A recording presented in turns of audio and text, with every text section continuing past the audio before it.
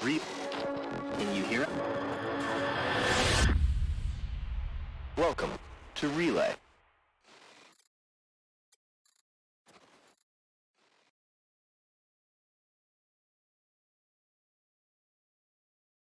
That's true. I have to renew my subscription to Adobe. Hello, everybody. Oh no, Hello. what happened? No, we're good. Just give it a second. There. Okay. Now it's fixed. There. Oh, wait. There we go. Hello, everybody. Someone had the audacity to message me on Discord. So Oh, we're good to go. How's it going, everybody? Welcome to Relay Station. hello. Welcome to the show. Let us know if you can hear us okay. How's everybody doing today? We muted Mushroom Boy because he's just too excited and he looks just thrilled. happy. And he's just in a constant state of screaming. So we decided to just mute him. Mm-hmm. Yep. Hey, Hedicus, thank you very much for your subscription. Tier 2. 33 months. You insane person. Thank you very much, Shedicus. Why? My question to you is why? Because we're sometimes reasonably okay. Man, we got some old school boys up in here. We got Willie C. We got Willie. I call him Willie C. I don't know if that's how you pronounce it, but that's what I call him.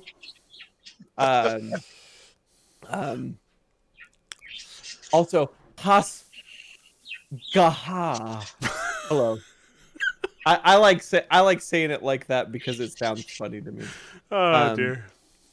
Welcome to the show. We're gonna talk about the video game in space with people and spaceships and guns and multiplayer and big planets. Wait, does Hard Space Shipbreaker have multiplayer now? Listen. I haven't played it yet. I do have a copy of it. I just haven't played it yet. It is so relaxing. That's true. And it's got that sweet Firefly soundtrack to it. It does. I use it as a wonderful break from my American history studies. So for the same reason, I actually use when I play Star Citizen, I use the Last of Us soundtrack. Speaking of our Mushroom Boy, because nice. it's got like that banjo guitar twanginess to it, and it's perfect for space flight. That's awesome. So that's usually my go-to. Yeah. Well, it is a life choice. It's not a video game. So we've discovered that a long time ago. I think we should officially welcome Nighthawk Sale. Obviously, you've been on before, but thank you and welcome back. Welcome back. To always a pleasure. We are currently giving Eris an extended vacation. Yeah. He has things called children. I don't know what that is. It's closet decor. Oh. Yeah. Gotcha. Wow. Anyway, he apparently has to take care of them. Yes.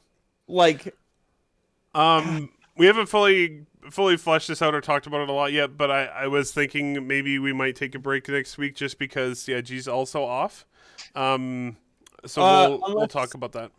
We'll talk about it, and the only thing that might make us have a show is if we get our hands on the new patch. So, yeah, in which case, if I can get into the new patch and play around a bit, I might be more inclined to have a show. If we have nothing to show, it's kind of...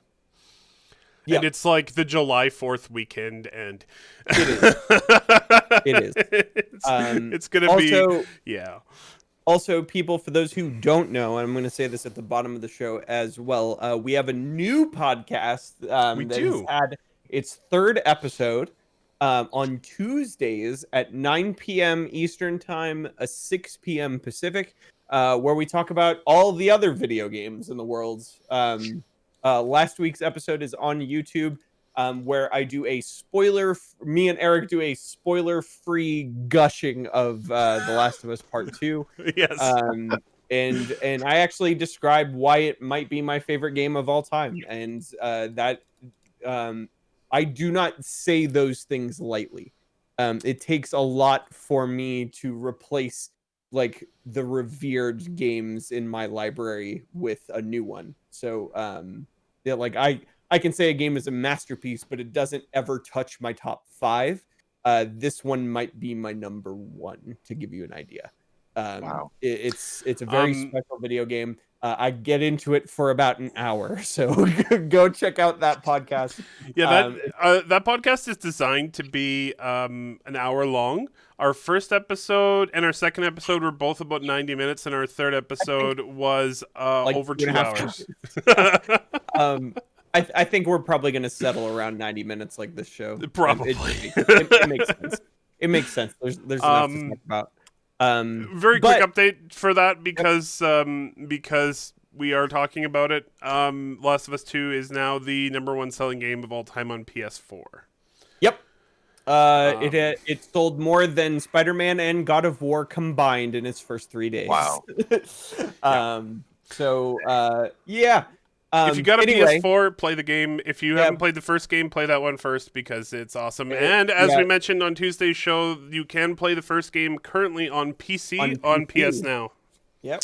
On PS Now. So. Grab a subscription, stream that sucker to your computer. All right. So we're going to jump into show and tell here. We're going to start showing stuff. Speaking of video games, worst segue of all time. Star Citizen. We have like 19 videos today, so we're doing pretty good this week. And what I like is that it doesn't even cover everything. No. No. It's a rare occasion by the way, when they how pretty is the 315p? I love that ship. Yep. It's gorgeous. Yeah. Yep. Also, mine's purple with wood accents. I like. I ended up going for that black with the electric blue trim on it. Oh, very nice. That kind of stealth look. It was really, really nice. And I also did the wood interior. You know what's really funny is it had been so long since I flew my 315p. I pulled it out of the hangar to go fly it, and I forgot that I had customized it. And I was like, "Where's my 3? Oh, that is my 315p." Okay. Oh man. Good times. Good times. I mostly fly some adjustments to the flight model this week. Yeah, I'm so excited to play this. Yeah. I'm really looking forward to this. Like, people have talked in a lot of ways about upcoming game changers. And I think the flight model is probably the one thing more than anything else that has been consecutively a game changer every time they bring on large reworks like this. So I'm really eager to see it, especially with how much emphasis they were putting on atmospheric flight this time, and how much you feel the weight of the ship against the wind buffeting against you, and it gets your brain thinking in 100 different directions, possibilities, things you're going to need to do.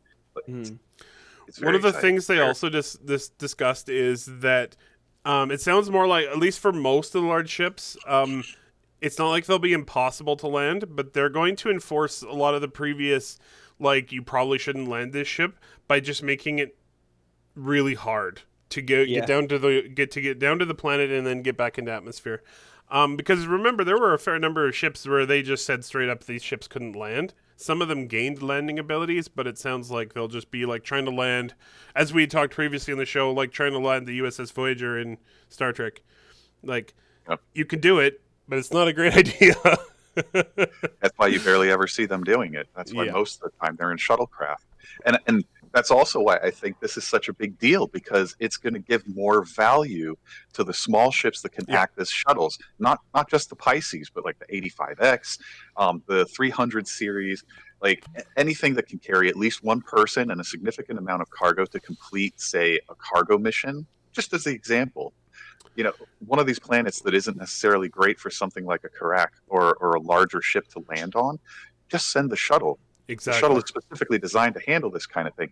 Really, really does a great job of naturally giving something already there a ton of value. Yeah, this is why you have the 315p in the hangar of the 800, right? Like, that Definitely. is the whole point. And if you once you get down on the ground, you're like, hey, I really need my giant ship on the ground. You can go back up and get it. You know, Yep. it probably But I would also still really take like you less time than bringing your big ship down. Yeah. But I also really like what they were saying about how the atmosphere and the weather within that atmosphere is going to have a direct impact on deciding which ship is appropriate for you. Hmm. Because Hmm. almost in the same breath that they were implying that a shuttle is going to be better, they're telling you, look, a shuttle might get blown away in the wind. You actually might need to drop that crack down onto the ground. It's Hmm. the only enough weight to safely get you down there. Really, really loved the way that this guy decided to fly the Cutlass after it lost an engine. He's like, well, it is stable if I just put the engine down and fly sideways. Fly it like a herald. Yeah. What it reminded me of at that moment was the USS Kelvin from from Star Trek Oh 2009. yeah. Yeah, it totally reminded me of that. I think that was a huge thing too. When ships are damaged, they need to fly weird. Like, it's really important. Definitely. But here's kind of pushing the the forefront of where they're headed. My big question is somebody who's really looking forward to flying in the challenging uh, setting that atmospheres provide. When are we going to start getting weather reports?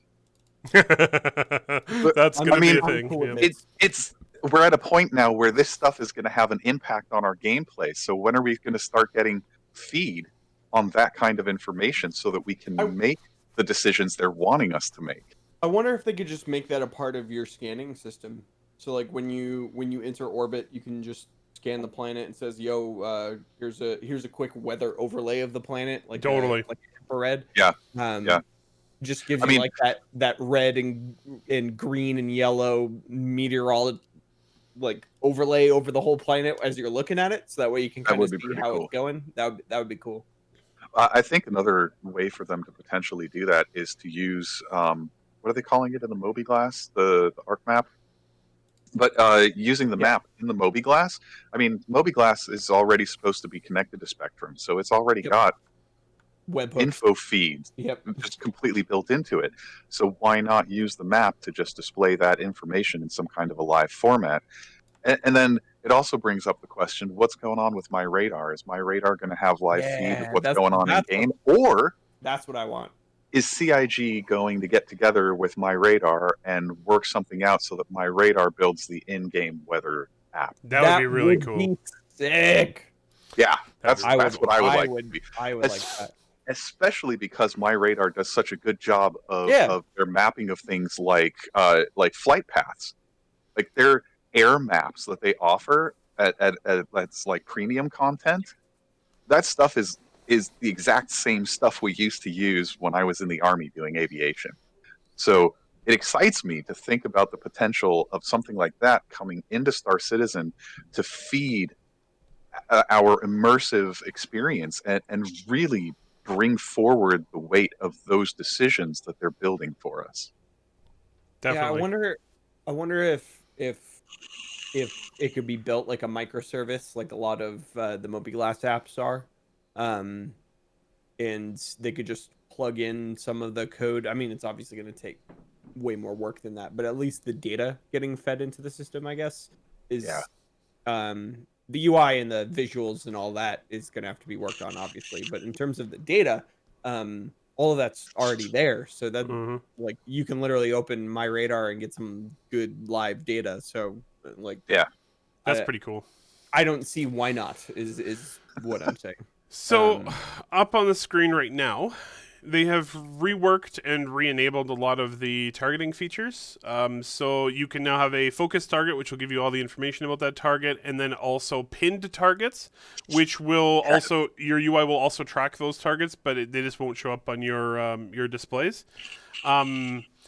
But importantly here, your turret gunners can see all of the targets you've either locked or pinned, which is awesome. Yep. That's massive. It also Much better. helps with kind of just keeping an eye on everybody while you're focusing down a target. So like you can see if you see a reticule just kind of sling behind you and then it stays there, you're like, oh, he's coming up behind me now. So you have to like it'll kind of give you the feedback that you should also be thinking about evading rather than just shooting down the guy in front of you. Absolutely. But it also does a um, great thing. I can't think of the right word. It does a great thing for us in terms of really enhancing the multiplayer experience, because right now turret gameplay is essentially the only form of multi-crew gameplay that we have. And there's no way for us, even though we're on the same ship and we're working to the same goal, to actually work as a team. But this finally provides us something solid within the game that not only allows us to take action based on team decisions, but also to communicate better as a Exactly. team. Like I'm attacking huge. target 1, I'm attacking target 3. Yeah. We got target 2 on our tail, take evasive action, that kind of stuff. I Also, mean, I'm even go ahead. I'm thinking situations like these hammerhead v hammerhead scenarios that a lot of players have taken up to, and I mean, think about how dynamic these things are right now, Head-to-head right? hammerheads. Those kind of fights are going to get so much more intense when the command crew on the bridge is able to pin targets and call port turrets alpha target, starboard turrets bravo target, dorsal turrets Charlie. Like, having those turrets in turn calling back to the bridge saying, hey, I've lost alpha target, picking up on bravo target, and you're hearing the port side calling back to starboard side saying, hey, we've got alpha target now, take on bravo target. Like, it's going to change everything, and it's only going to bleed out into all the other systems. So like, the So potential is really starting to show. absolutely. And so the other part with this that they talked about is that this is sort of current state. Their next plan is to be able to, well, maybe not next plan, but a future plan here is to be able to share those targets with other ships. So not only can you pin them and target them, but you can actually share those targets among your little fleet and allied ships. Which means we're going to have a lot more use for stealth ships as well, because stealth ships can get in very, very close and a whole lot closer than maybe a whole giant fleet could. Gather that data, send it back to the fleet, and then you can make tactical decisions based on that. That's like Absolutely.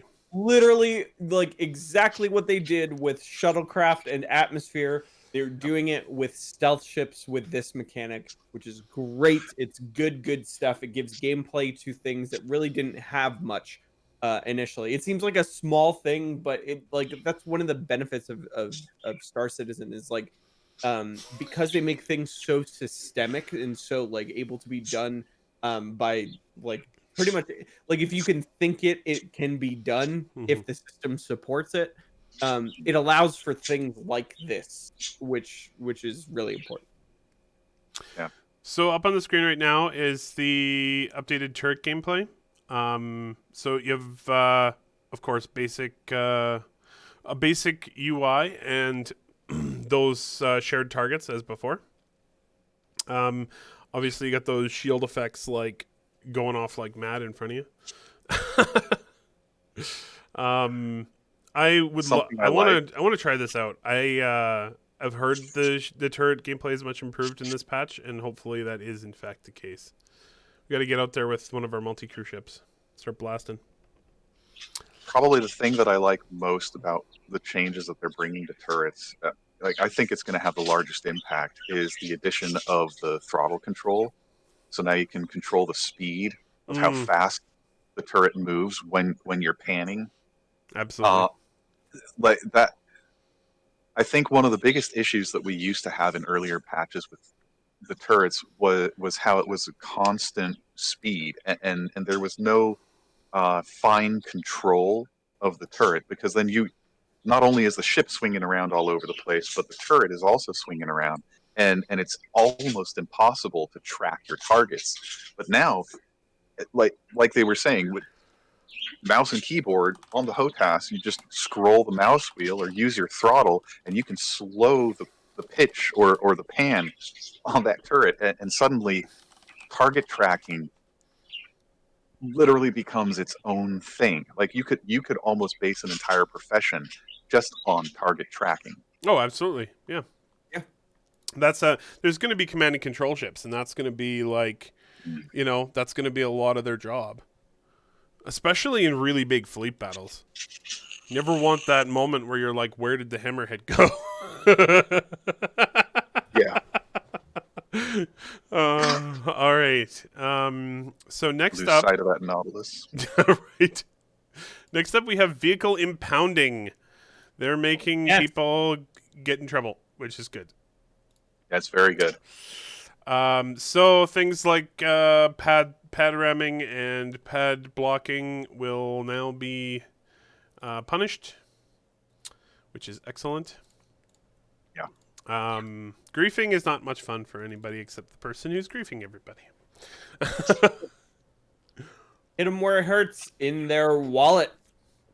The only thing I'm a little worried about here is that I hope it's not too buggy, because if, you get impounded because you try to get in your ship and you, like, bug through it, and yeah, that would suck.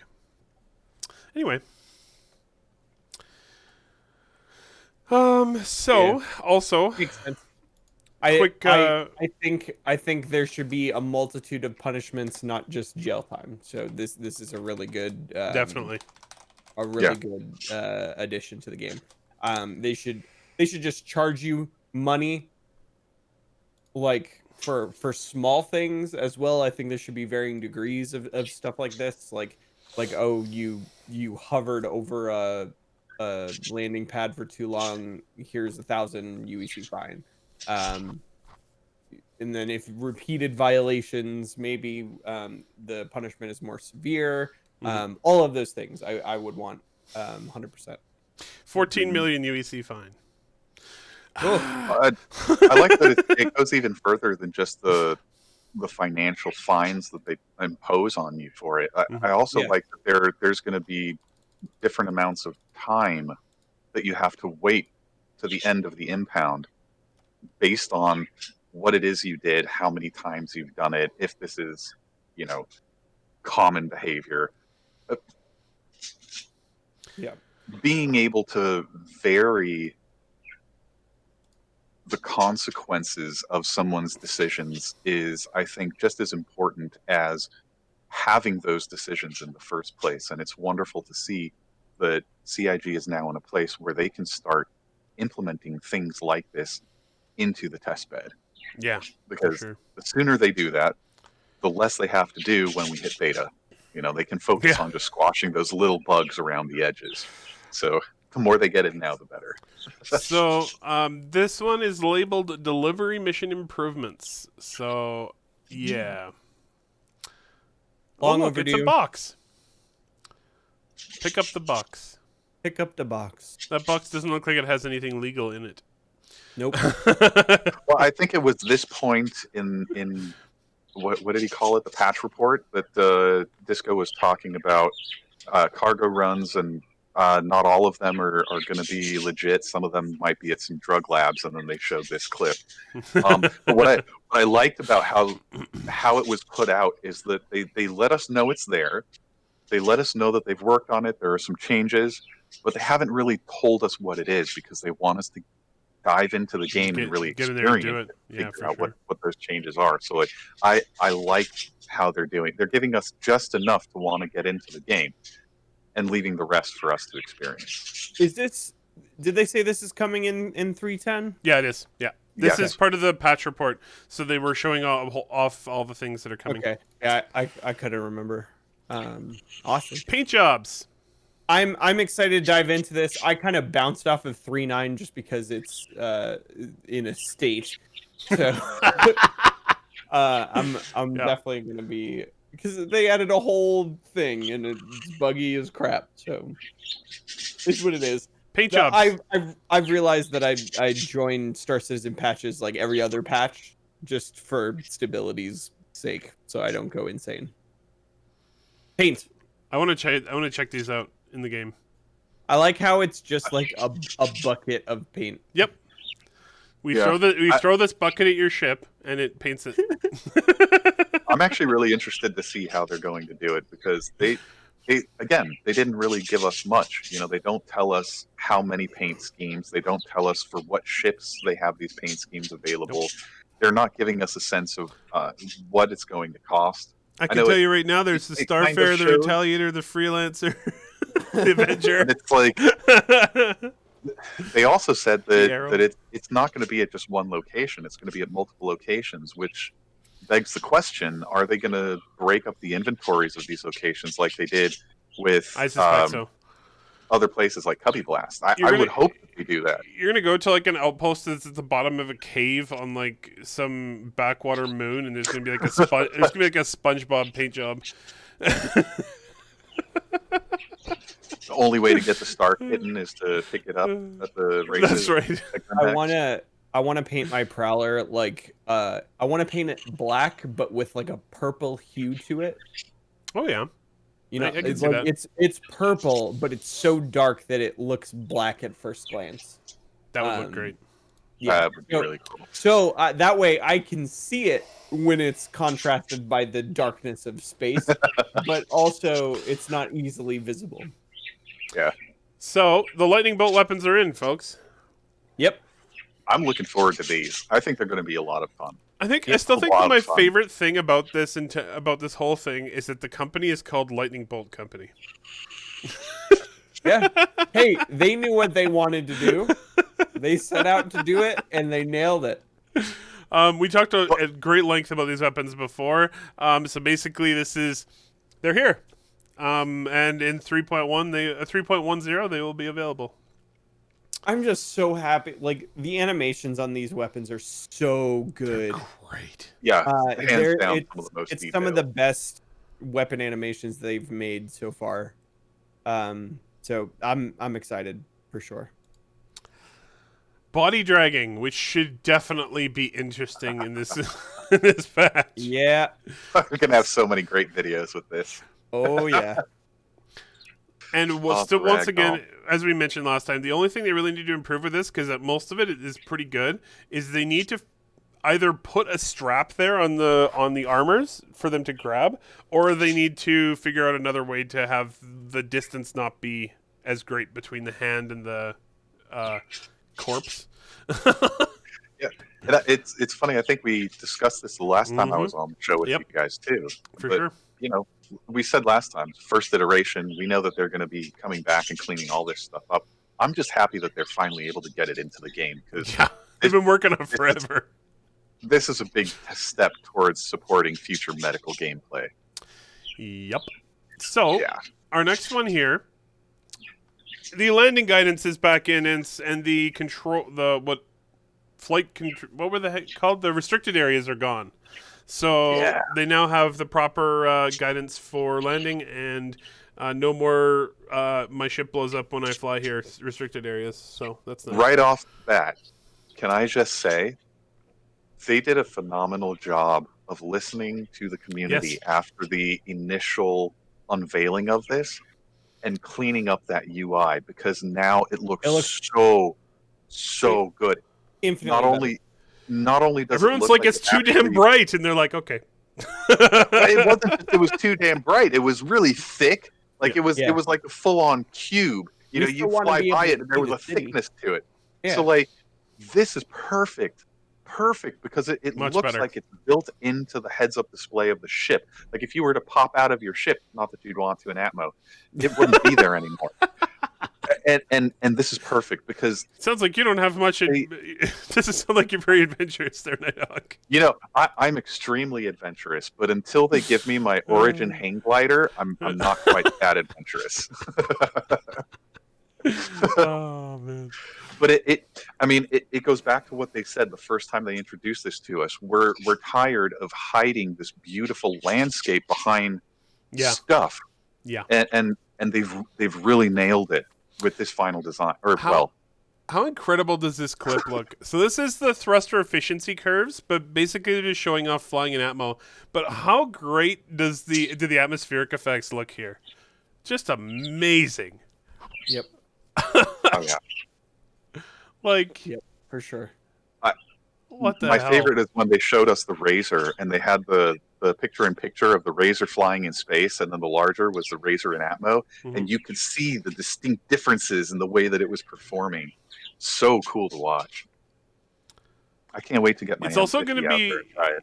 the other really cool thing with that too is that, and I'm sure they're going to take this into consideration, but you're going to have some moons that have no atmosphere, so landing on them will act much more like you're flying in space, and then you're going to have planets with really thick atmospheres, and it will be like fairly oppressive for somebody who is used to flying in space when you try and come in for landing, or just try and fight and fly. That's a really, really good point. And as soon as you said that, it popped the thought into my head. You know, that's probably why most of these videos, they're doing them in Hurston, because if I remember correctly, it's got the thickest, really thick atmosphere of all the planets and moons that we have in game right now. So it's the perfect test bed to contrast against the space flight. Yep. So this is sort of this was part of the patch report. So this is sort of a rehash of the hey, we made targeting better, and also the pinning of targets and everything, and similar with this video right here. Bum, bum, bum, bum.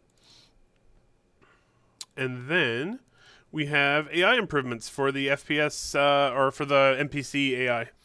On ground, and they're obviously working very hard on this. Every patch they seem to have some improvement for the NPC AI, and it doesn't really surprise me because they probably have like most of the company working on this right now because they need it for Squadron as well. I don't mean most of the company isn't all the developers, but most of the AI people are probably working heavily on this type of stuff because it helps both games. Yeah. I feel like ship AI especially is in a pretty good place right now too. So FPS AI is definitely needed. Yeah. Yeah. For sure. All right. The M50 and Car2 All get some updates. I'm excited Finally. for this. Finally. Also, the Car2 All looks freaking gorgeous in this shot. Yep. They buffed the heck out of it too, which it's is so much better. Yeah. It was not a very good ship from all I had heard before. It was just very underpowered. It was a fun flying experience, but it wasn't a very fun combat experience. No. What did they buff about it? I think the weapons went up a size. They did go up, or they added a second weapon mount. The second set of weapon mounts to it, I think, as well. Wow. But I'm really pleased with the M50. You know, it's one of those ships that's been out for quite a long time. The M50 is the oldest model in the game currently. So by updating it, it's they've kind of shifted that forward quite a bit. I don't think the M50's really been touched since Marine Commander. Since it came out. Yeah. It hasn't been touched since it came out. So it's really nice to see that they're finally giving it some love. And I know that a lot of the M50 owners were really concerned that they were going to make changes to it externally to the design to bring it more in line with the rest of the Origin lineup.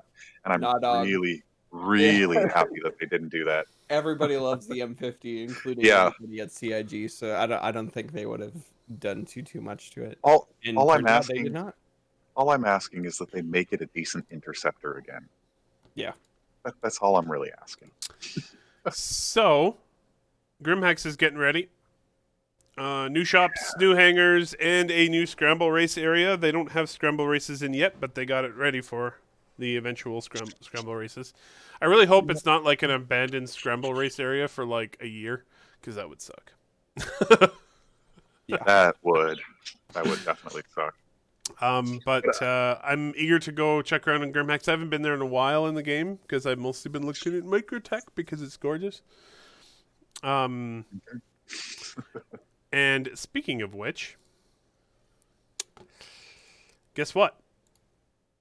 Chicken butt. Microtech got an update. It got the Yeah. proper. It has the proper hangers now, which kind of depresses me because I kind of thought they were doing the like industrial underside of the very pretty New Babbage location, but they do have the proper AeroView hangers now. And this amazing store, the New Line store. This is just the New York City Apple Store. Yeah. It looked exactly like it. From what they said, it sounds like the alternative versions of Mobiglass will actually be for sale there, so that's pretty cool. Oh. Are they alternative versions of the Mobiglass, or are they just colored variations of the same Mobiglass? Very likely colored variations at this point. As of right now, yes, but they did say that there's like there's like a cheap model of the Mobiglass that you'll start with, and then eventually there's going to be more models of Mobiglass that you'll be able to purchase. They That got was more even- That makes sense. software installed onto it, specialized in certain things, all sorts of stuff. That was all the way back to like the original like funding campaign. Yep. Because I remember I got one of the awards was an Explorer's Mobiglass for. I was just going to say, I kind of remember something about that. Yeah. So Well, that kind of puts into perspective the whole thing about them wanting to. What was it? The bottom floor of this frontline shop that they were saying they were going to use it for like their keynote presentations for Mobiglass or for Microtech. Yep. So it would make sense for them to do stuff like that in game. You know, that would be really cool. Instead of just like CitizenCon and the Invictus Week starting to have other events in game. They got the new derelicts in. Man, Yep. I don't remember this episode at all. Not just the new derelicts, but you can start using the derelicts as shelter against weather. So That's a lot really of the outposts that went away with Planetech V4 are back now, and the derelicts are back. And somebody mentioned on Reddit, I haven't been able to confirm this, but someone mentioned on Reddit that the harvestable plants are back again as well. They also went away with V4. So looks like a lot of that cleanup and has been all we had redone. were the ones in the caves Yeah. that got left behind, but now they're just going to be around. That's nice. Something we forgot to mention about Microtech. Oh, what's that? They did say that they have brought back cave systems for Microtech and its moons, Oh, perfect. I which didn't we even did hear not that. have. Yeah. That's awesome. So now we have that's actually the end of the videos for ISC this week. But I did have two videos that I wanted to show. Both of them were kind of interesting little bugs that users posted on Reddit. So first one is from Kaiser W3. I quite enjoyed this one.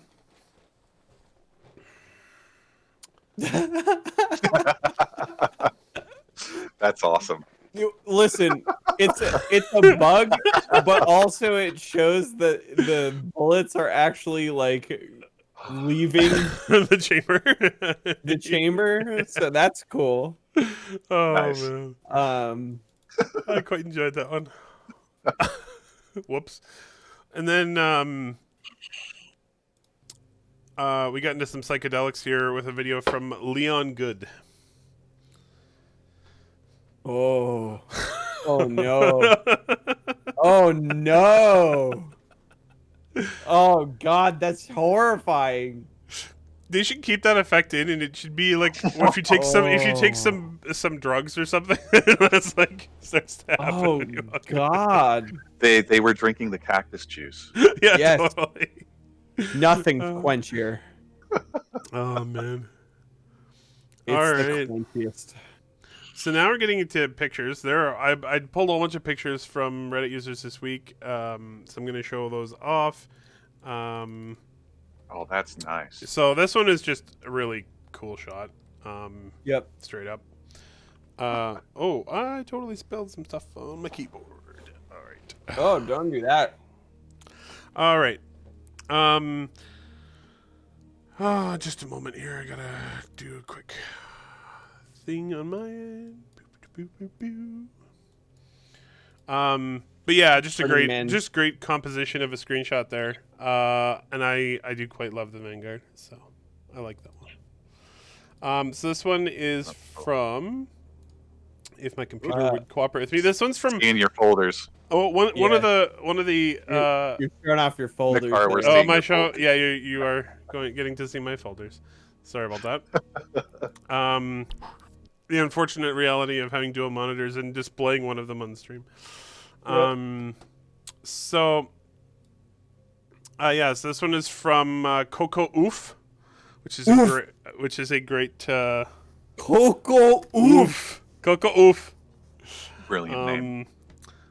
Oh, come on. My computer's being a jerk. Okay. Next one up is also from Coco Oof. Man. But this shows off the details of the ground on the moon Ariel.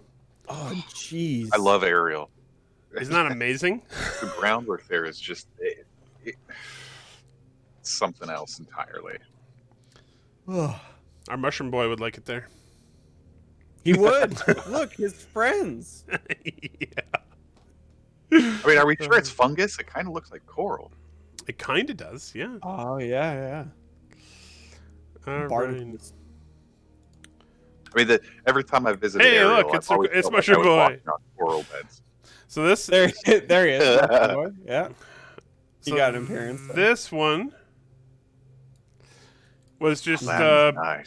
A beautiful shot of a prowler flying through a valley, and the person in question here who was Freedom Prodigy, basically just wanted to expound the virtues of Planetech V4, which looks so much nicer. Man, the prowler just looks mean. It sure does. It just looks like it's gonna kill your family. I saw a fan-made video recently. I think within the last 3 days. I want to say it might have been Subliminal. It was an absolutely beautifully shot video, emphasizing prowlers, and it had a shot of two prowlers on the approach. But the way that they shot it against the sunset, they looked.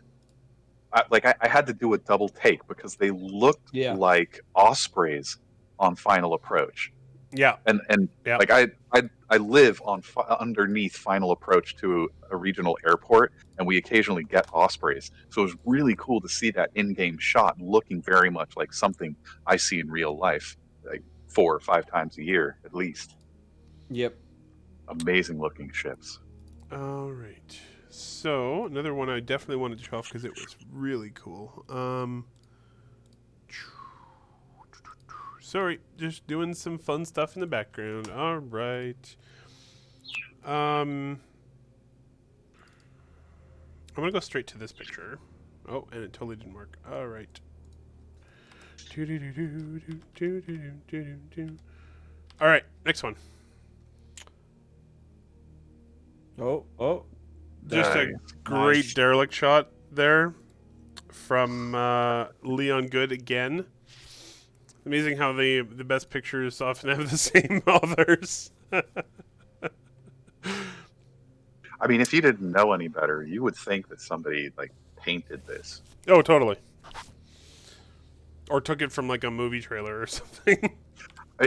It for me feels very reminiscent of some of the 1970s style science fiction artwork. Yeah. Oh, that's cool too. So this one's great, and this was from Macemore, and one of the reasons I like this is it was just him and his brother flying through Quantum together, and it's such a great shot, and exactly what this whole game is about. And I don't think we've seen this very often. Obviously, the people who own Defenders see it a lot, but I just wanted to show off the Banu Quantum Drive because it looks great. The Prowler has a totally different one as well. Oh yeah, because Tavarin, yeah. Mm-hmm. Nice. It has like these like halo like rainbowy rings that just start Oh, kind of wow. like going through. Yeah, That's pretty really cool. Yeah. So this was awesome. I really, really like this kind of breakdown. Sure. This is from Sonic Stun. So he did basically a breakdown over the years of where we're at in terms of what ships are flyable, or how many ships are flyable versus in the backlog to be made. I'm gonna So make you an can- attempt to load into Star Citizen to show you guys. Good luck. We're gonna try. Excuse me. So, as you can see, we're now at like over 150 total ships in the game.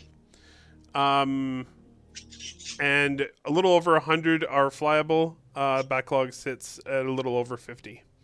But one of the things that's just notable here is you can definitely tell that they are not getting further behind with ships. They're not rapidly catching up at the moment, but The but they're all- backlog is decreasing. So But yeah, backlog shows is that gradually the- going down. I mean, progress is progress. Yeah. Yep. And Can't knock they that. in the comments of this, he also mentioned that the overall, like, if you had a ship that was concepted in 2014, the time it took to get it to live was about 44 months, and that is down now to only 13 months currently.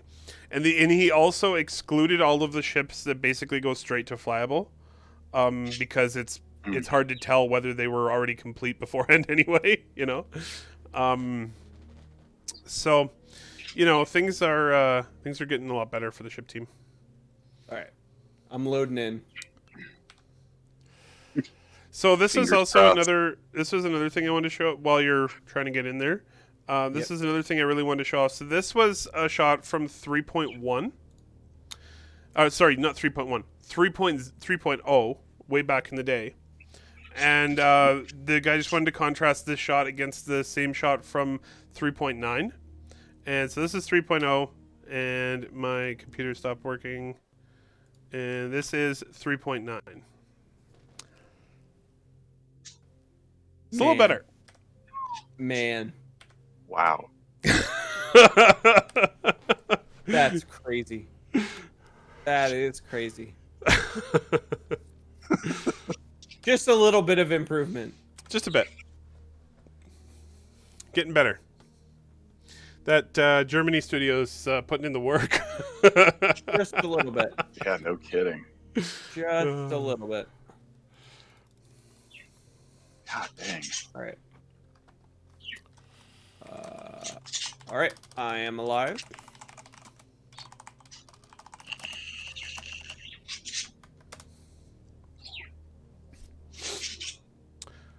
So how are you going to? How can I?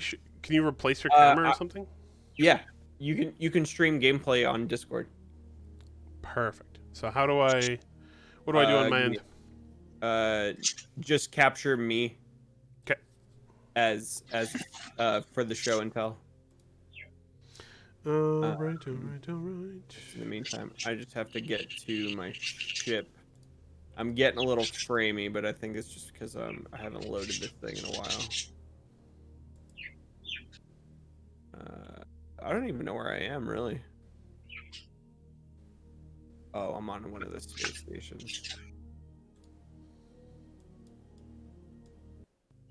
But feel free to continue while I'm doing this. Mm-hmm. Do you have anything else to show? You know what? I'm just gonna pull down your video. Well, I'll wait until you actually are showing up gameplay. So let's see if we have anything else. No, that is actually it. That is it. That's all. So we're gonna go to questions. Yeah. And see if we got anything. It's a good part of the show. It's the best part of the show. It involves you, our favorite people in the audience. That's right. All right. Nighthawk starts chuckling. Oh, man. All right. Haramis asks, thank you, Haramis, who's asked all 4 questions. Hey, everybody else, come on. Haramis is on staff, y'all. We can't just keep feeding ourselves questions here. Thank you, Haramis. Thank you, Hermes. And thank Who you as always. arguably does the Thank most you. work every week. For Thank you Relay. very much, Hermes, every week for doing the videos for us. I really appreciate Yeah. that. Is the brightness Ooh. correction in 3.10? I think this was about the flight paths down to the ground and or is this about the UI brightness correction? That's because they also showed that off. Did show that off. I actually don't know. I am not an Evocati. I would hope it would be. That would be great. But I can't say that I know for sure that it's in. Given they showed it off this cycle, I would hope that it would be there, but let's see if the roadmap tells us anything. I'm going to go take a look. All right, roadmap for 3.1.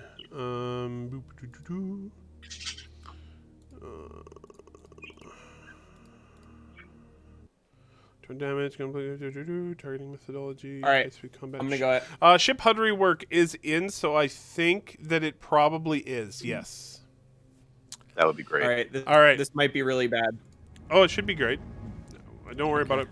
All right, let's blow you up. I'm just going to go to ArcCorp. Here we go. All right, let me know when you're ready. Just give me a moment.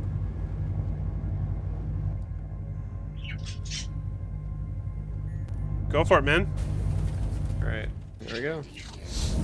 Quantum travel engaged.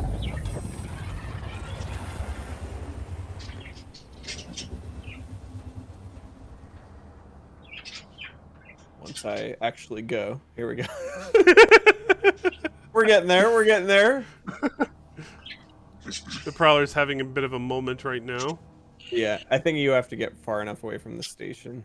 It's using a Karak engine. Yeah, there we go. There it goes. Like that. Whoa. Oh, nice. Yeah. Dang. All right, I want a Tavaran ship. Yeah. Just for that. Yep. It looks real good. That and the canopy.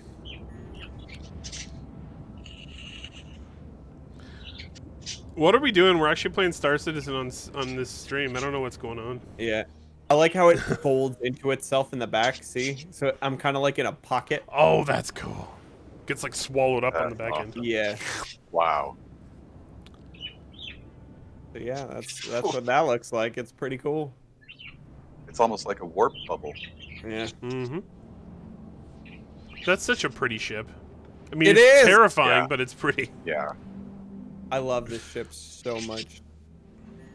It really makes me want to see more from the Tavaran That's manufacturers. exactly what just went through my head. I want to see more Tavaran ships. I want a Tavaran light fighter so bad. Yes. So bad. Well, they Some did bad, have like, that. arrow sized. They did have that whole like mysterious lore thing where they found a bunch of like brand new Tavaran ships on a planet, and they're like, Hmm. "What just happened?" All I right. remember that. So instead of having Jake's head be gigantic on the Hello. stream, we're going to shrink him back down. Hi, Jake. Goodbye. All right, and put him back in his box. Oh no. There, you're back in your box now. I'm back in my box. Oh man. All right. So, More questions. second question.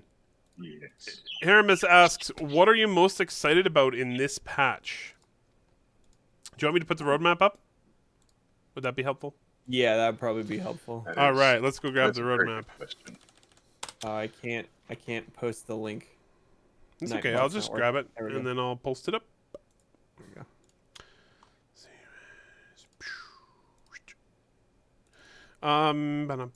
So for me, I'm gonna have to say,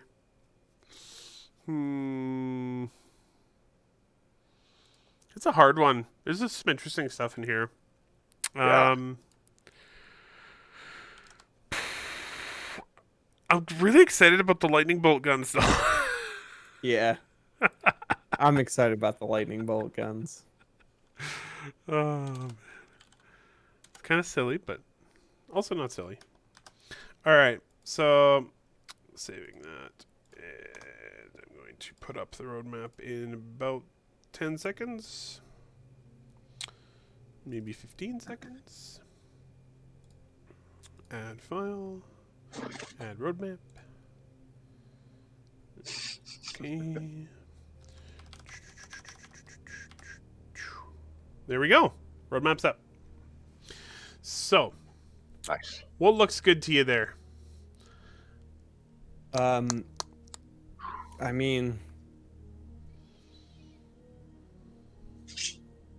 I just love how there's a bullet point just called high-speed combat. Yes. Just- Which actually means that combat at high speed is more difficult now. yeah. Mhm. And you have to manage your speed, or else your Um, targeting is more difficult. I'm with Tofu. I'm actually really excited about a lot of the hype map stuff. That was what I was gonna say next. Is the planet improvements continue to really excite me. So the height Yeah. maps and the ocean shaders. See less pop in, less all that good stuff. So Yep. yeah. And I think I'm probably most excited for the flight reworks. oh Yes. yeah, That was one of the big things that really got me into Star Citizen. Aside from the fact that it's Chris Roberts and I grew up on Wing Commander, like all these other sci-fi games up until Really Dangerous and SC didn't really offer the kind of flight experience that I was looking for. And even Elite Dangerous doesn't really provide what I'm looking for in terms of flying ships through space and seeing things never before seen by man. You know, that kind of Star Trek feeling. Yep. And anytime that they can work on improving that aspect of the game, which I think is core to the gameplay experience as a whole, like that's what I'm really here for. Hermes asks, "What is the Star Citizen update Disco hinted at, but said we are going to figure it out?"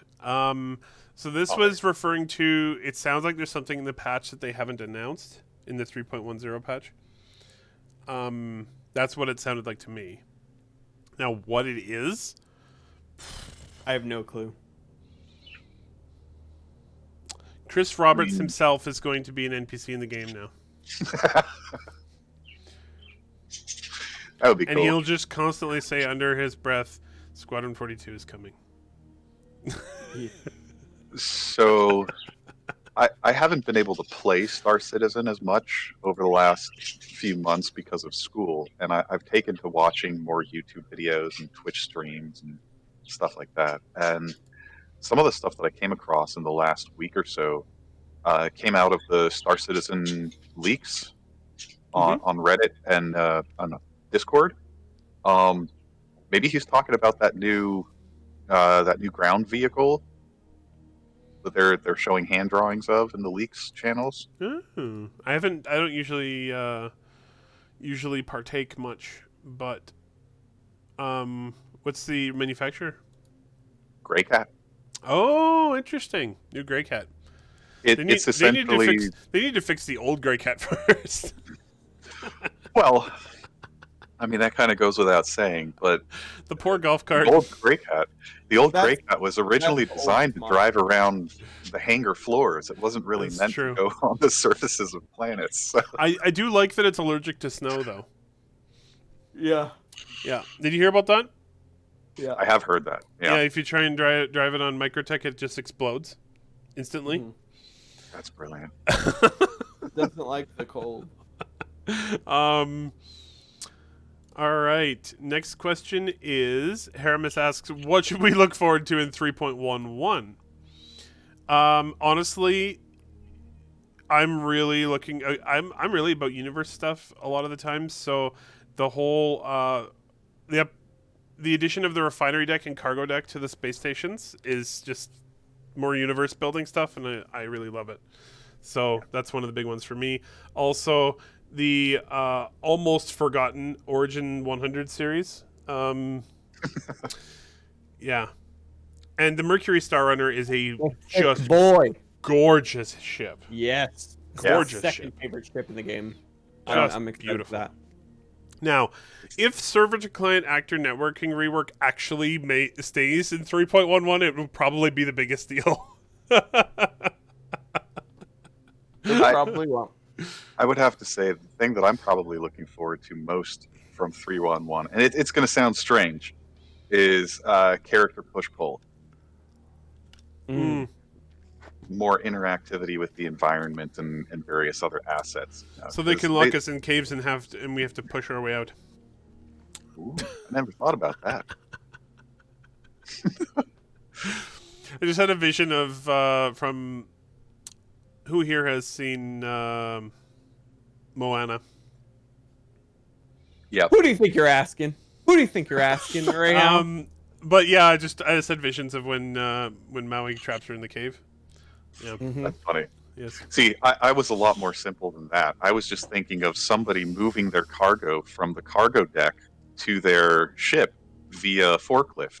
Just having the cargo crates there on the forklift and being able to grab and push the forklift from one location to the other. But I like your idea. It's a lot more dynamic than mine. Oh man. Also, not by far not my like most anticipated feature, but missile operator mode. Yeah, I'm there for that.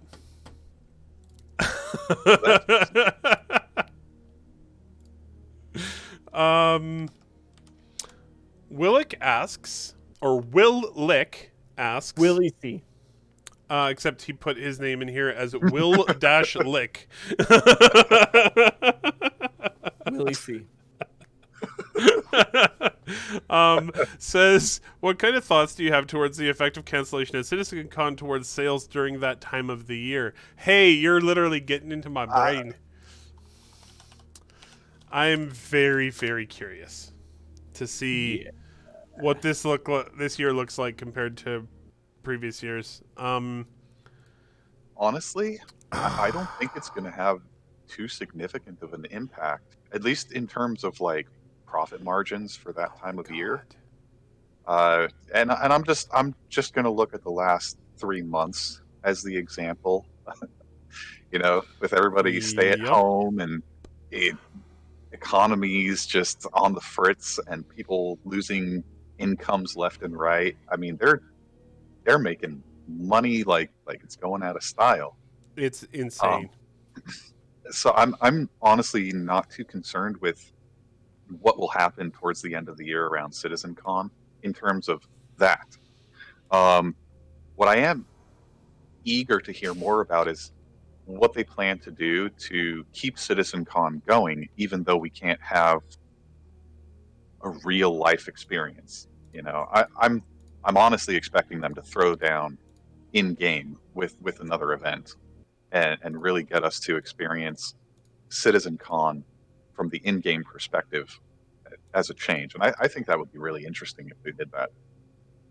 It would also be really cool if they out of the blue decided to, I don't know, drop new Spectrum features on the Mobi-Glass, and then we could start watching their panels like in-game on your ship TV on the Mobi-Glass while you're taking the tram. You know what would be really cool in my mind is if they had people have alternatives on YouTube and Twitch, but have some sort of presentation with some sort of content at that time, and have you able to go into the Bevic Convention Center at Area 18 and like sit down and watch the presentations on like a big screen. I think that'd be Honestly, pretty cool. I would even like it if they took it a step further, and in a similar vein to the whole you have to be at the right port at the right time to catch the fleet launch during Invictus Week. I would think it'd be pretty cool if they did something like that in game. Listen, I spent like an hour chasing that frickin' fleet around the system, trying to catch up to it on the last day. Then you crashed? No, I got it. Oh, awesome. So you know what my biggest qualm with the way that they ran the fleet launches during Invictus Week was? Yeah, what's that? There was no set schedule. So it didn't matter what time of day or night you logged It was into on the game, server you clock. would Yeah. not know. Yeah, exactly. You would not know what to expect, and you would have to get in the game, and you would have to do the research, and you'd have to chase it down.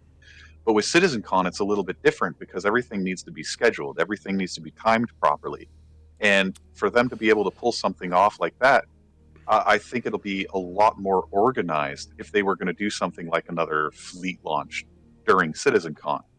But if they were just going to do in-game panel presentations, you might have some stuff going on at the Bevic Convention Center, but then you might also have some stuff going on at Microtech. You, for all we know, they're going to give us the Explorer variant of the Moby Glass this year, and that presentation will be at Frontline on Microtech. I just had this vision of them creating like an NPC for Sean Tracy and have him just like run up to random players and be like, "Have I talked to you about Theaters of War?"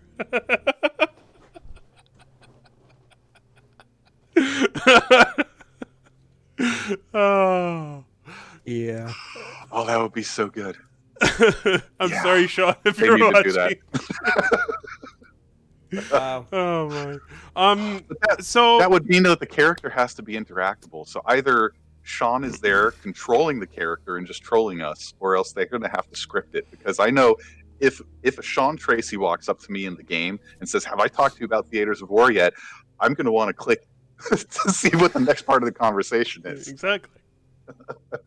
So, back to the original question, though. Like, I've been bouncing this around in my head a lot, and I really don't know. Part of me thinks that the sales will be lower just because the sales have been so insane this time of year. But then again, that seems like a bad bet, kind of. So I'm gonna say no effect. That's my prediction. And for those who want an update, yeah, they're going to make $8 million in June. There's been 21 days this year where they haven't made at least $100,000. Yeah, they're doing all right. Their year-over-year funding is currently at $74 million. Dang. Yeah. Bryce Serena asks, what is your prediction for when 3.10 will hit the first wave of PTU? Next week. Ooh. I'm gonna say, yeah, they're gonna throw it up on P2 over the 4th weekend. That's what I'm gonna say. So they can on July 3rd. Yep. Yeah, July Friday. 3rd's a good guess. Mm-hmm.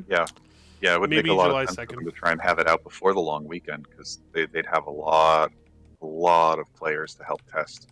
Yep. Yeah, I'm off on Friday. Bryce Serena asks, thank you, Bryce Serena. Bryce Serena asks, what are your thoughts on the new developments of the flight model and the characteristics of slowing down dogfighting? Good. There's two aspects of that. So they're slowing down dogfighting in space by making aiming and locking on harder when you're going fast. Secondly, they are completely changing the flight dynamics in atmosphere. So fighting in atmosphere will be totally different. Now, what do I think about it? I think it's great. Anything that makes it sort of better and more skill based to fight are better in my mind. What do you think, Nighthawk? It's always a good thing to bring improvements to the table. And sometimes it's especially good when they don't work because that's how we learn, right? And the thing that I've taken away from what they've given us so far pertaining to the changes in the upcoming flight model is they've kind of shifted their approach to how they want this whole thing to work.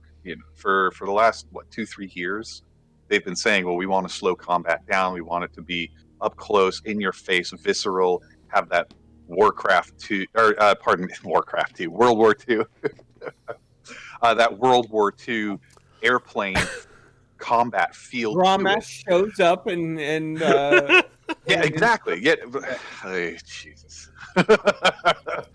But what I've caught on to is that I think they figured out the best way for them to be able to do that is not to force that on us in space, but rather to naturally let that be the style of combat in atmosphere.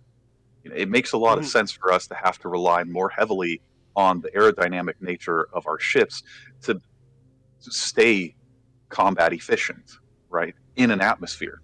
But when we're in space, we definitely want to have, uh, I'm not even sure if it's the right way to say it, more dynamic control of your ship's flight capabilities.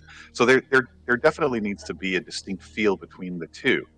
Um, and another thing that I think is really significant, the first round of flight model that they built up was extremely skill based, and it took hours upon hours to really get it down and feel confident not only in your flight capabilities but in your combat capabilities. And with the last changes and improvements to the flight model, they went completely the opposite end of the spectrum. They made it very accessible to a lot of people with not much need for skill. And so I'm hoping that with this next iteration, they're going to start drawing us back to the middle ground between those two ends of the spectrum and try to start finding the balance between ease of access and time to mastery. Because nobody should be able to just jump into a ship the first time and be the game's greatest flyer. Yeah. You need time to practice. So there needs to be a definite learning curve there.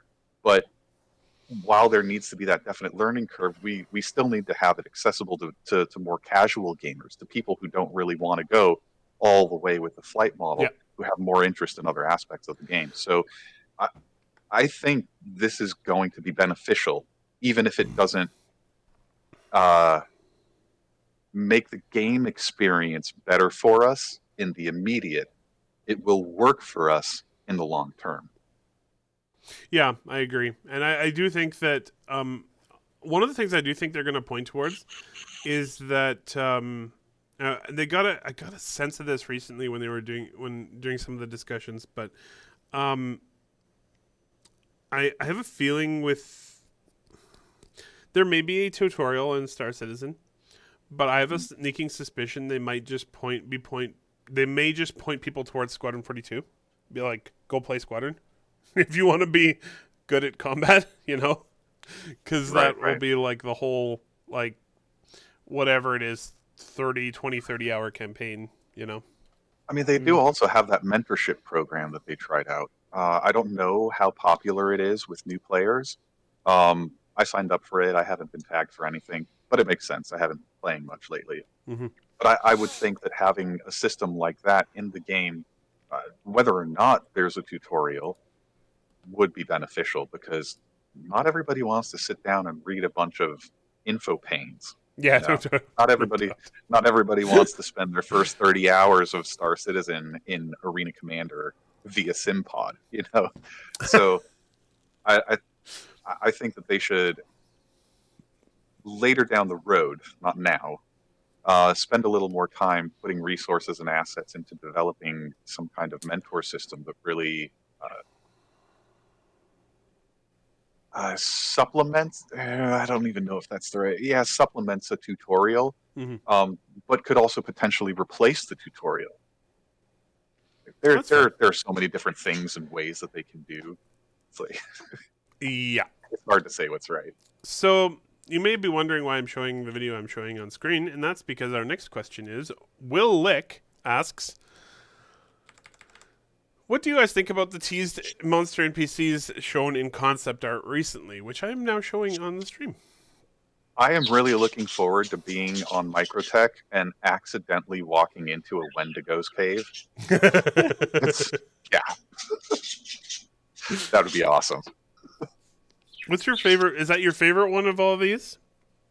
No, they showed off so many different concepts in this, I like the big crabs.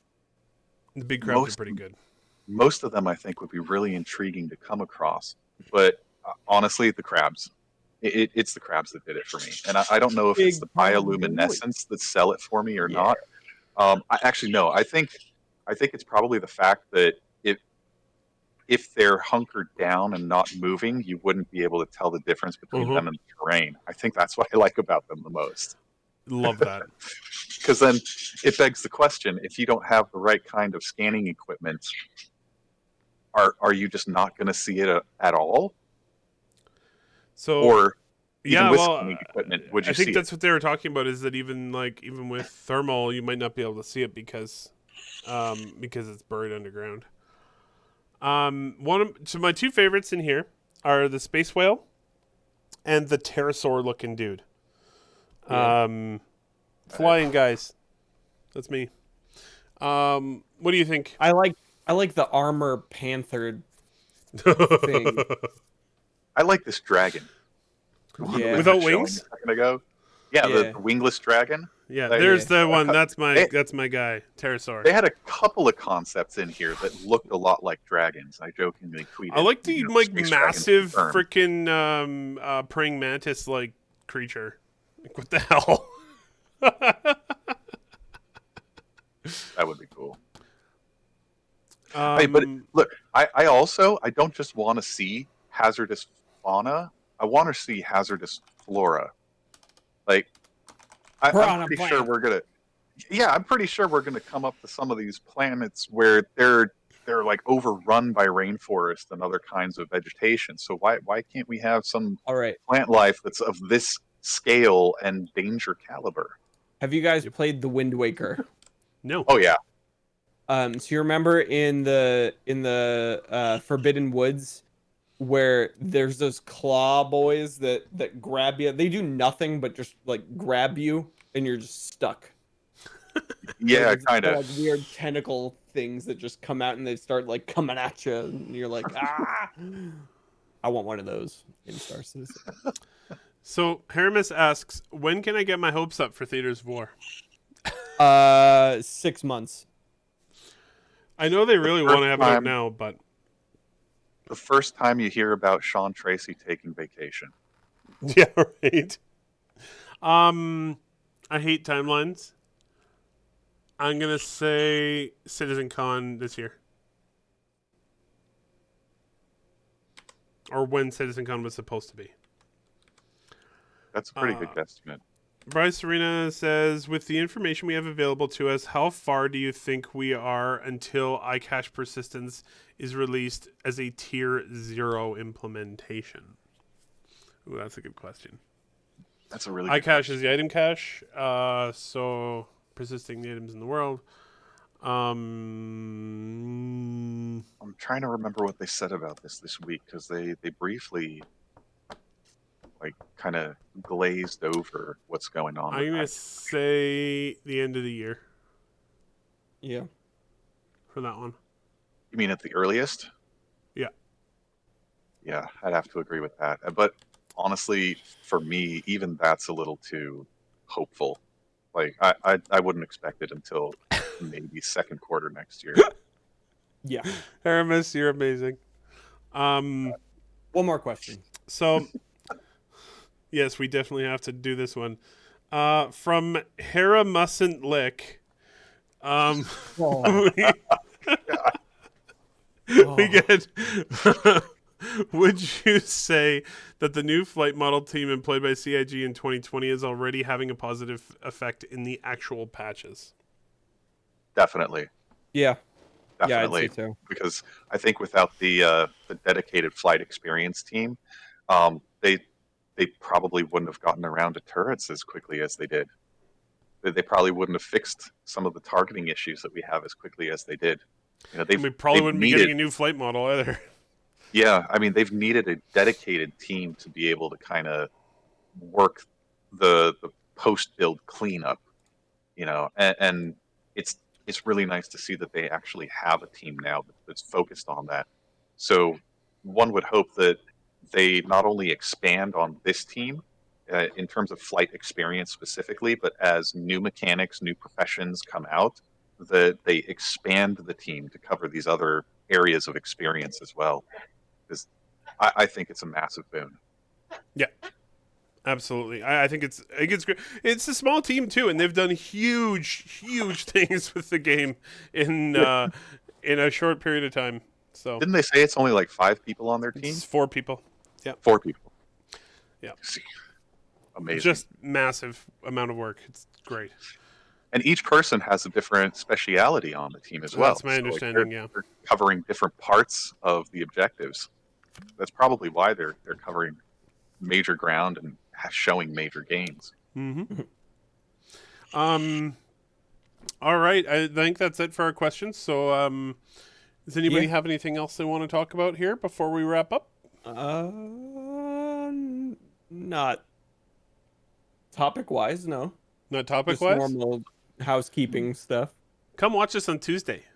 Yeah. So I said it at the top of the show. For those who joined after that, we have a new podcast here at Relay. It is on Tuesdays at 9 p.m. Eastern, 6 p.m. Pacific, where we talk about all video game news, not just Star Citizen. We are very much going to be talking about all of the fancy Cyberpunk updates this week. So please come join us for that. And that'll be a good time. Also, if anybody hasn't watched Night City Wire, what are you doing with your life? Yeah, it's crazy. It's so good. It's 25 minutes long. Go do it. My favorite quote that came out of the previews is from The Verge, who said the amount of player agency in this game is preposterous. So it makes me really excited for this game. I think it's going to kind of, much like The Witcher did in 2015, it's going to set the bar for open world games once again. Oh yeah. So yeah. Yep. Come check that out. I'm also going to be talking about Hard Space because I've been playing. I haven't been playing it, but I'm going to play it today. So that is going to be on the agenda for this week. I'll also probably try and cap off my thoughts on Last of Us 2, as I hope to finish it by then. Yep. And it's a long game. It's a long game. Also, even if anybody who doesn't want join us on Tuesday, one of the most interesting things we found out about on Night City Wire that I actually didn't know about before, maybe I should have, but is that it's going to be a regular thing until the game comes out. So they were talking just a couple weeks until their next episode of Night City Wire in July here. So nice. That's gonna be cool. We're gonna get lots of Cyberpunk, and it should be great. Yep. And then let me actually see if there's any events coming up. I don't remember. I know there's stuff in July, but I didn't know if there's more. The next one we're likely going to cover is going to be Ubisoft, which is July 12th. So just a couple weeks from now. Just put that in your brains. July 12th at 3:00 Eastern time. So okay. So yeah, come check that out. They're probably going to talk about Assassin's Creed coming up this year, but I also probably going to be talking about Watch Dogs, which I'm more excited about. Because that game looks amazing. That game is doing some very ambitious things, such as you can play as any NPC in the game that you see walking around on the street. So yeah. There's no main character to that game. Speaking of games that will very likely push the state of the art forward quite a bit, that's like even just like introducing and pushing that concept, even if it's not perfect in that game, will definitely change the way games are made in the future, which is awesome. 100%. Yep. Sure. So yeah. Come join us for those streams. Obviously, we continued coverage of space things as they happen. When the Starlink launch decides to actually happen this week, we'll be covering that. Yeah, so that launch is now in July sometime. Just so you are aware. It was running right up against a GPS launch, which is an actual paying customer, so they're going to prioritize that launch instead, and they're going to launch. Hey, if anybody wants like super inside baseball, like about spaceflight, the reason they delayed the Starlink launch was they actually had an oxygen leak in engine 9 of the first stage after they did the static fire. Crazy details you occasionally hear from from SpaceX. Nice. Yeah. Yeah. So keep an eye out for that. Of course, the two best ways to know when stuff is happening is number one, to follow us and hit the notifications button right below the stream there, the heart and the bell. The second is to join us on Discord, which is discord.gg/relay or no, discord.gg/relay_SC, because Discord doesn't like underscores. So yeah, come join us for that. And we will see you next week. Captain's Table. Same time, same place. Captain's Table in half an hour, probably. Yep. There's Captain's Table this week. So go check that out at twitch.tv/theastropub. That is going to be Stim Citizen and Diabolus. And nice. Also keep an eye on, or it should be Soul Citizens tomorrow evening, Sunday evening. And also keep an eye on Shiver's Twitter for Vampire the Masquerade and any other shows that he's doing. So thank you, everybody, and have a great weekend. Oh, and Nighthawk. Hey, really quickly. Sorry. I haven't streamed in, what is it, 4 years? And in 3 weeks, I end my summer semester, and I'm going to have a lot of free time. So I'm going to start doing my hobby Sunday streaming again. Heck yeah. Starting off with a Star Citizen project. I have a Covalex box here. Yeah. Ooh. Which one did you get?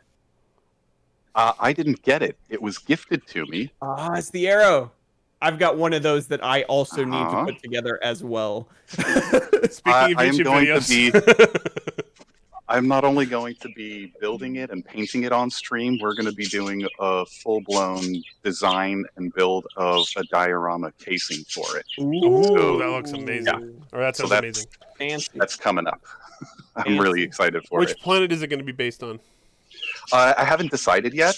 I've actually been talking to John Rain a little bit. For those of you who don't know, he's the guy that runs JR Design and Fabrication along with Cal. Yes. Cal's, by the way, major shout out to you. What you did with Tabascoid and my wife to surprise me with this was phenomenal. So thank you. That's awesome. But they have plans for releasing accessories for some of their model kits so that you can start creating dioramas. And they haven't really disclosed what those new kits are going to include. But if it's anything like the accessories stuff that they've already started releasing, they're going to be doing things like cargo crates, and they're going to be doing stuff like forklifts, and they're going to have all kinds of ground crew.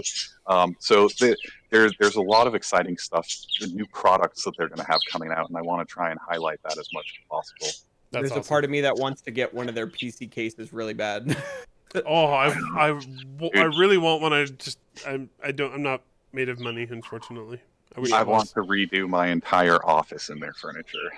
Yeah, totally. All right, guys. Y'all. Thank you. Same have time. a great weekend. Next week, Take right care, here. everyone. Yep. Goodbye. Bye-bye.